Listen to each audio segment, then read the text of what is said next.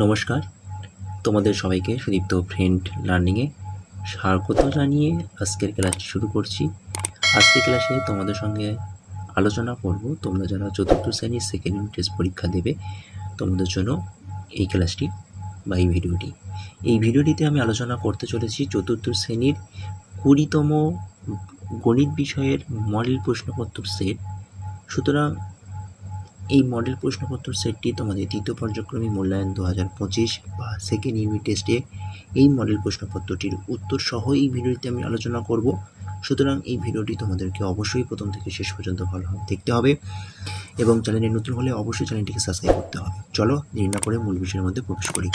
দেখো প্রথমে কী রয়েছে। প্রথমে দ্বিতীয় পর্যায়ক্রমিক মূল্যায়ন 2025 বিষয় রয়েছে তোমাদের গণিত, শ্রেণী রয়েছে চতুর্থ, পূর্ণমান রয়েছে তোমাদের 30, সময় রয়েছে 1 ঘন্টা। প্রশ্নপত্রের উপর তোমাদের নামের জায়গায় নাম লিখবে, ক্রমিক সংখ্যা জায়গায় তোমাদের কী সংখ্যা লিখতে হবে, অর্থাৎ রোল নাম্বার লিখতে হবে। চলো একের দাগে বলা হয়েছে সঠিক উত্তরের মাথায় ঠিক চিহ্ন দাও। এখানে তোমাদের 1 গুণ 5 সমান 5। সুতরাং এখানে তোমাদের 5টি প্রশ্ন রয়েছে, প্রত্যেকটি প্রশ্নের মান 1 নম্বর করে, মোট নম্বর রয়েছে 5 নম্বর। বোঝা যাচ্ছে? প্রথম প্রশ্ন দেখো ক দাগে, দৈর্ঘ্য পরিমাপের একক হলো গ্রাম, মিটার, লিটার। সঠিক উত্তর হবে দৈর্ঘ্য পরিমাপের একক হচ্ছে মিটার। তাহলে মিটারের মাথায় তোমরা কি করবে, ঠিক চিহ্ন দিয়ে দেবে। খ দাগে 1 কিলোগ্রাম সমান 100, 1000, 10 গ্রাম। সঠিক উত্তর হবে 1000 গ্রাম।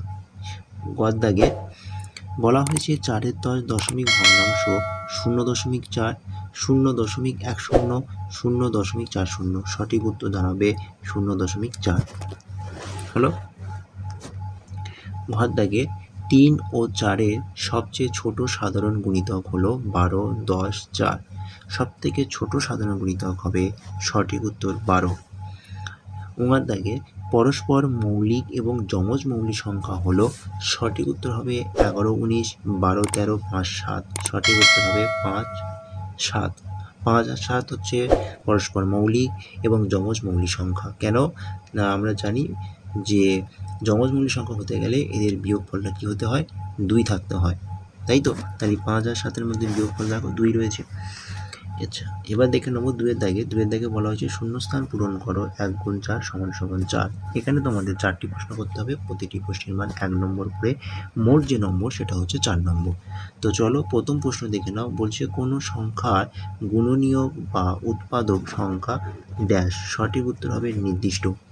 খ দাগে তরল পদার্থের আয়তন পরিমাপের একক হলো, সঠিক উত্তর হবে লিটার।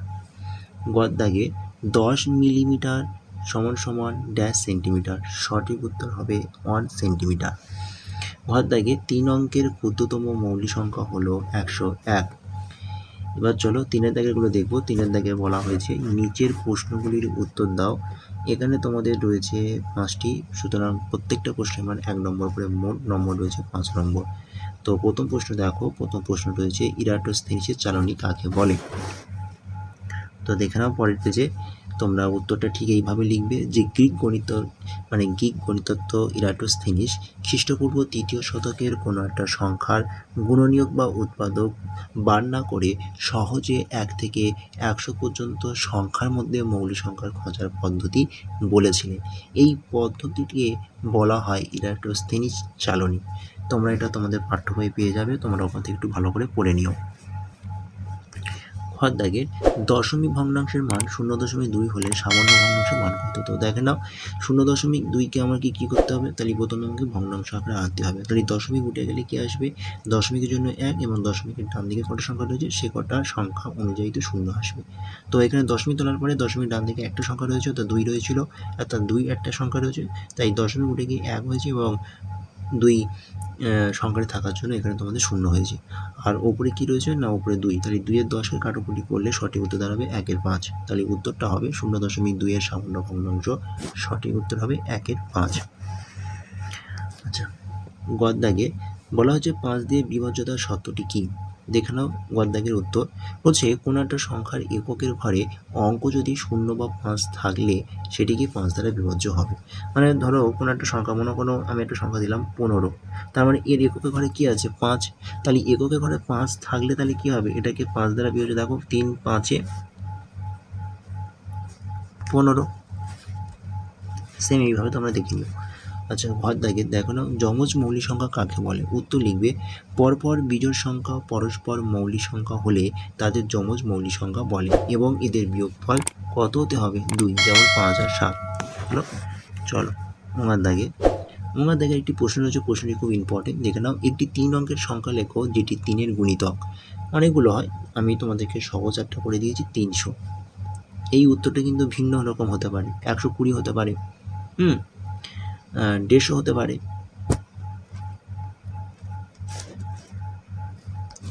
এইভাবে তোমরা করো। 4-এর দাগে নিচের সমস্যাগুলি সমাধান করো। 4 × 4 = 16। এখানে তোমাদের 4টি প্রশ্ন রয়েছে, প্রতিটি প্রশ্নে 4 নম্বর করে, মোট নম্বর রয়েছে 16 নম্বর। তো প্রথম প্রশ্ন দেখো, বলেছে হুগলির দিয়ারা পান চাষি সমীরবাবু পান পাতায় গোছ তৈরি করেছেন। 32টি পান পাতা বেঁধে একটি গোছ তৈরি করলে 4064টি পান পাতায় কতগুলো গোছ তৈরি করবেন। মৌলিক উৎপাদকে বিশ্লেষণের সাহায্যে হিসাব করবেন। তো চলো দেখো, তাহলে প্রথমে আমাদের কি করতে হবে, এই 32 সংখ্যাটাকে ভাঙাতে হবে, মৌলিক উৎপাদ হিসেবে ভাঙাতে হবে। তাহলে 32 সংখ্যাটা প্রথম কত দ্বারা বিভাজ্য হবে, 2 দ্বারা বিভাজ্য। তাই 2 32-এর মধ্যে কমন হবে, 16 বার, তাই 2 × 16। আবার 16টাকে ভাঙানো যায়, 16-এর মধ্যে কত দিয়ে বিভাজ্য, 2 হবে, তাই 2 × 8। 8কে ভাঙলে হবে 2 × 4, 4কে ভাঙলে হবে 2 2। সুতরাং 32-এর গুণনীয়ক বা উৎপাদক হচ্ছে 2 × 2 × 2 × 2, 5টা 2 হবে। এবার আমাকে কি বলেছিল, যে মোট পান পাতার সংখ্যা ছিল 4064। তাই 4064কে প্রথমে একটা সংখ্যা দিয়ে আমাকে ভাগ করে যেতে হবে। তাহলে 4064 ভাগ 2 ভাগ করলে হবে 2032। ওই 2032কে আবার ফের 2 দিয়ে ভাগ করবো, তাহলে হবে 1016। আবার ওই 1016কে 2 দিয়ে ভাগ করলে হবে 508। 508কে 2 দিয়ে ভাগ করলে হবে 254, এবং 254কে 2 দিয়ে ভাগ করলে হবে 127।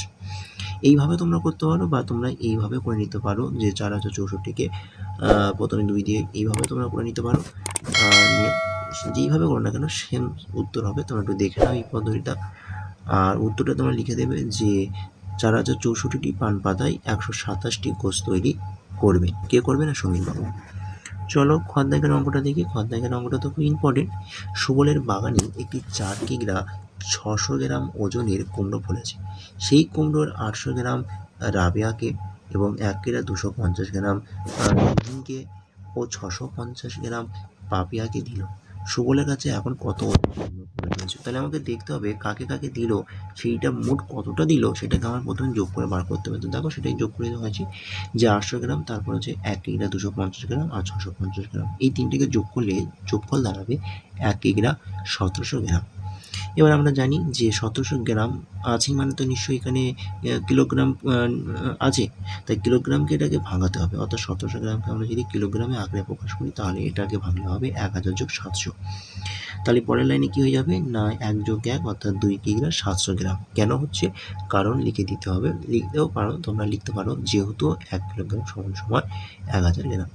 তাহলে এবার কি করতে হবে, তাহলে এটা তো কাদের কাদের দিয়েছে না, 3 জনকে দিয়েছে, সেটাই আমরা পেয়েছি। কিন্তু সুবলের কাছে মোট কুমড়োর ওজন পরিমাণটা কত রয়েছে, 4 কিগ্রা 600 গ্রাম। তাহলে এবার আমাকে কি করতে হবে না, ওই 4 কিগ্রা 600 গ্রামের নিচে 2 কিগ্রা 700 গ্রাম বসিয়ে বিয়োগ করতে হবে। তাহলে বিয়োগ করলে তোমরা নিশ্চয়ই বিয়োগটা দেখে নাও, এখানে সঠিক উত্তর দাঁড়াবে 1 কিগ্রা 900 গ্রাম। তাহলে উত্তর লিখবে এরকম, যে সুবলের কাছে এখনও 1 কিগ্রা 900 গ্রাম ওজনের কুমড়ো পড়ে রইল। চলো আজকের প্রশ্ন গদ্দাগের এবার দেখে নেওয়া যাক। গদ্দাগের প্রশ্নটা তোমাদের কাছে খুব ইম্পর্টেন্ট একটা প্রশ্ন। দেখো, সুতপা জল গরম করবে, তাই সম্পূর্ণ ভর্তি 4 গ্লাস জল সে বাটিতে ঢাললো। প্রতি গ্লাসের পরিমাণ ছিল কত না 300 মিলিলিটার জল ধরলে সুতপা কত মিলিলিটার জল বাটিতে ঢেলেছে। তাহলে দেখো, সম্পূর্ণ ভর্তিতে 4 গ্লাস জল নিলে একটি গ্লাস জল, তাহলে প্রতি গ্লাসে করে 300 মিলিলিটার জল ধরলে কত জল ধরবে। তাহলে অঙ্কটা আমরা কী করবো, তাই নিশ্চয়ই সম্পূর্ণ ভর্তিতে 4 গ্লাস জলে সে বাড়িটাকে ঢাললো। প্রতি গ্লাসের পরিমাণ ছিল 300 মিলিলিটার। তাহলে কত, তাহলে মোট একটি গ্লাসে যদি 300 মিলিলিটার হয় তাহলে 4টি গ্লাসে মোট তাহলে কত হবে, তাই 300 সাথে 4 গুণ করতে হবে। তাহলে 300 সাথে 4 গুণ করলে হবে 1200 মিলিলিটার। আর 1200 মিলিলিটার মানে হচ্ছে, যদি এখানে যেহেতু এখানে লিটার ঢুকে আছে তাই 1000 যোগ 200 করলাম, 1000 মিলিলিটার সমান সমান 1 লিটার এবং 200 মিলিলিটার। তার মানে বলা যেতে পারে যে প্রতি গ্লাসে 300 মিলিলিটার জল ঢালে সুতপা কত মিলিলিটার জল বাড়িতে ঢেলেছে, না 1 লিটার 200 মিলিলিটার লিখতে পারো, অথবা এরকম লিখতে পারো যে 1200 মিলিলিটার বা 1 লিটার 200 মিলিলিটার জল সে বাড়িতে ঢেলেছে। অঙ্কটা তোমরা দেখে নিও, হ্যাঁ অঙ্কটা একটু ভালোভাবে তোমরা দেখে নিও। ঘর দাগের প্রশ্নটা দেখে নাও। বলেছে পিসিমার বাড়ি যাওয়ার জন্য রতন 12 কিমি 300 মিটার বাসে ও 2 কিমি 830 মিটার পথ রিক্সায় গেল। বাস ও রিক্সা মিলিয়ে মোট রতন কত কিমি পথ গেল। তাহলে নিশ্চয়ই যোগ হবে। তাহলে 12 কিমি 300 মিটারের নিচে 2 কিমি 830 মিটার বসে যোগফল দাঁড়াবে 14 কিমি 1130 মিটার। এই 1130 মিটারটাকে ভাঙলে হবে 1000 যোগ 130। 130 মিটারটা পরের লাইনে বার হয়ে যাবে। আর 1000 মিটার সমান আমরা জানি 1000 মিটার সমান কি 1 কিমি অর্থাৎ 1 কিলোমিটার। সুতরাং 14 ছিল 15 হয়ে যাবে, তাই 15 কিমি 330 মিটার। তাহলে বাস ও রিক্সা মিলিয়ে মোট কত কিমি সে পথ গিয়েছিল, 15 কিমি 130 মিটার। তো আজকের ক্লাসটি এই পর্যন্ত রইল। ক্লাসটি ভালো লাগলে অবশ্যই ভিডিওটিতে তোমরা অবশ্যই লাইক করো এবং ভিডিওটিতে কমেন্টও করো, এবং এই ভিডিওটি তোমাদের বন্ধু-বান্ধব আত্মীয়স্বজনের কাছে বেশি বেশি করে শেয়ার করো। আর চ্যানেলে নতুন হলে অবশ্যই চ্যানেলটিকে সাবস্ক্রাইব। আজকের ক্লাসটি এই পর্যন্ত রইল। টাটা, বাই বাই, ভালো থেকো, সুস্থ থেকো। পরবর্তীকালে আমি তোমাদের পরিবেশের সাথে সাথে প্রশ্নপত্র নিয়ে আলোচনা করব। ওকে, চলো।